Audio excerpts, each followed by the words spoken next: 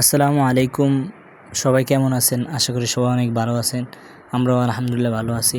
তো অনেক দিন ধরেই মাথায় ঘুরপাক খাইতেছিল যে নিজে নিজে দই বানাবো, তবে সময় হয়ে উঠতেছে না, কারণ ক্লাসের ফাঁকে এটা করা আর কি সম্ভব না। আপনার সারাক্ষণ ক্লাসে বসে এরপরে এটা করতে আর কি কষ্টই মনে হয়। যাই হোক, তো যেহেতু মন চাইছে, এটা তো আপনার যে কোনো সময় বানাইতে হইব। তো আগে থেকে দুধ আইনে রাখছিলাম, তো এগুলো ফ্রিজে ছিল। চুলার উপরে দিয়ে এগুলা গরম করে নিলাম। এখন গরম গরম তো আর দুধ বসানো যায় না, তো এগুলো চুলার থেকে নামায়া ঠান্ডা করা লাগবে। তো একটা ছাত্ররে বললাম যে তুই এগুলা ভালো করে লাইরা ঠান্ডা কর।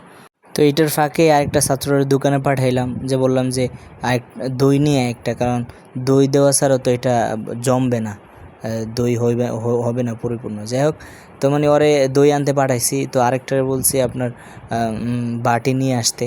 তো আমরা প্রথমে দুইটা বাটি আনছি, ভাবছি যে দুইটা বাটি লাগবো।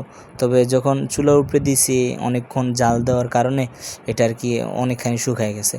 তো এরপরে তো চিনি দিতে হবে। এরপরে চিনি দিলাম। চিনি দেওয়ার পরে আপনার লবণ দিলাম। তারপরে দেখি ঠান্ডা হয়নি। তো বললাম যে ভালো করে লাইরা এরপরে ঠান্ডা কর। চিনি দেওয়ার পরে এরপর আপনার লবণ দিলাম। লবণ দিয়ে চিনি দেওয়ার পরে ভালো করে ঠান্ডা হওয়ার পরে এরপরে আপনার আরেকটা যে দই আনছিলাম, দইটা দিছি।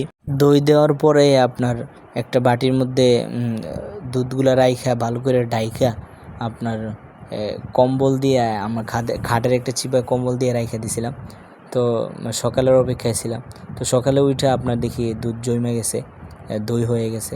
তো খাইলাম আলহামদুলিল্লাহ, একদম দোকানের মতোই। যাক, অনেক ভালো লাগছে। আপনার খাবারের থেকে যে এটা বানাইছি, এটা নিজের কাছে অনেক অনেক ভালো লাগছে। তো সবাই ভালো থাকবেন, আমাদের জন্য দোয়া করবেন। আল্লাহ হাফেজ। আসসালামু আলাইকুম।